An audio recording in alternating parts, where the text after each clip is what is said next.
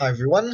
So it's no secret that Green Cerberus, also known as Lady, is pretty powerful. They probably weren't anticipating Green Cerberus to be so popular and widely used, but it really is very powerful. And I mean, it comes as no surprise. Having 3 base strength, that is unheard of for such a cheap breaker. And combined with the fact that its only drawback is the fact that it is finite, but you can use infection tools to basically extend its life to you know levels that the corp cannot deal with. 3 scavengers, 3 clone chips. How can you stop the runner from getting their ladies out? As such, this is one of the main reasons why prepaid voice pack Kate is the dominant archetype right now. It has massively enabled that archetype because now barriers are so easy to break for Kate, and they come at virtually at no influence cost whatsoever, which is very questionable because barriers aren't meant to be Shapers' specialty in the first place. Shapers were meant to be good at code gates, but now they have what arguably is the best barrier breaker in the game with adequate support, of course, recursion. So, as such, the developers find themselves on the back foot, having to catch up by printing hate cards such as Blacklist to prepaid Kate's dominance, and it has proved to be only somewhat effective. They are continuing this trend of nerfing the dominant archetype with a new card that is going to come out in the next data pack underway. It's card number 79. It's a Wayland Ice. It's a barrier, of course, since we are talking about Lady, and it has 3 end-run subroutines.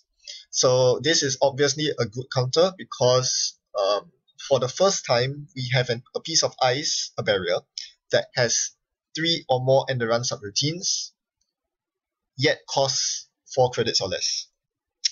If you think about barriers that have 3 or more subroutines, the only ones are very expensive. Curtain Wall at 14, Heimdall's 1 at 2, at 8 and 11. That's very expensive to res. Hive is awesome with 5 subroutines, but the drawback is pretty huge. Late game, when your Hive subroutines run out, prepaid kit will still roll all over you.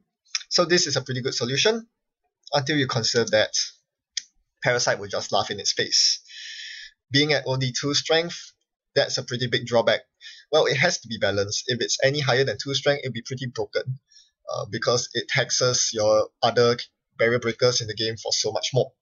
If you look at how much it taxes the gold standard of barrier breakers right now, which is Corroder or Eater, that's base strength 2, it costs them 3 to break each time. For 4 res costs, 3 to break each time is reasonable.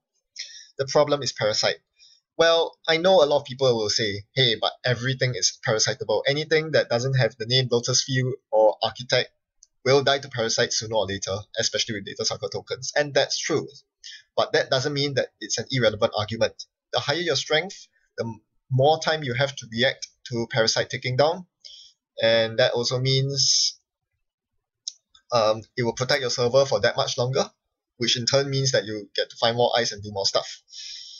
So having a higher strength is very important, and being vulnerable to Parasite means that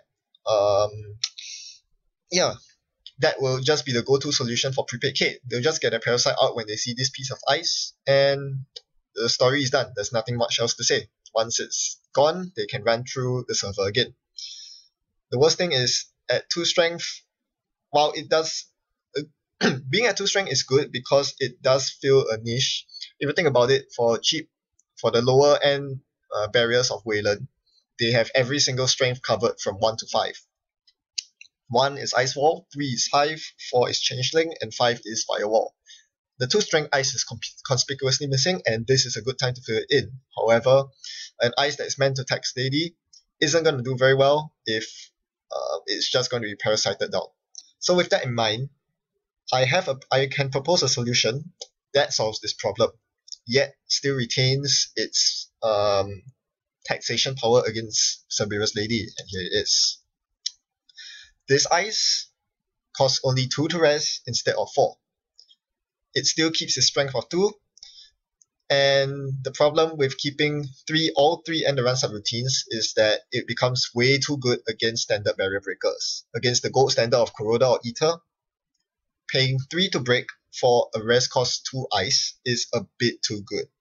So instead of 3 subroutines, you only have 2. So 2 to rest, 2 to break, that is standard, like Icefall standard, so it's not too bad. But the big advantage is the clause, which states that once during an encounter with this ice, the corp may spend 1 credit to prevent a subroutine from being broken. Effectively, this means that if the corp wants to, they can force the runner to re-break the ice by paying 1 credit. So against normal barrier breakers like Corroder, Ether, it's basically the corp trading one of their credit for one of the runner's credit, which is basically useless. There are not many situations where the corp would gain an advantage from doing that. So most of the time it won't trigger. But against prepaid Kate, this clause comes into play, and it is very painful because it will now cost 2 dog tokens to break through. 1 to break the 2 end-around subroutines, and 1 to break the prevented subroutine. So it does what it needs to do. Tax dog tokens. It might seem a bit weird, if not taxing for the corp to have to pay credits every time the runner runs through this ice. But if you think about it, if the runner is running 3 or more times on this piece of ice, they are really spending a lot of dog tokens, and it's probably beneficial for the corp if that's your job. If you are trying to secure your servers by taxing their barrier breaker, this ice would be perfect in your deck as long as you can keep up the money to power this ice up. Of course, remember that you can only use this once per encounter.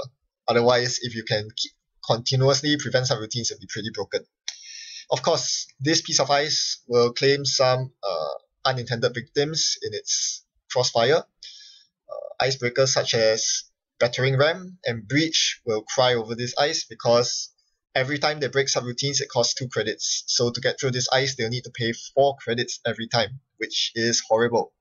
But that's what you have to do to counter Lady, because Lady is just too good as it is right now.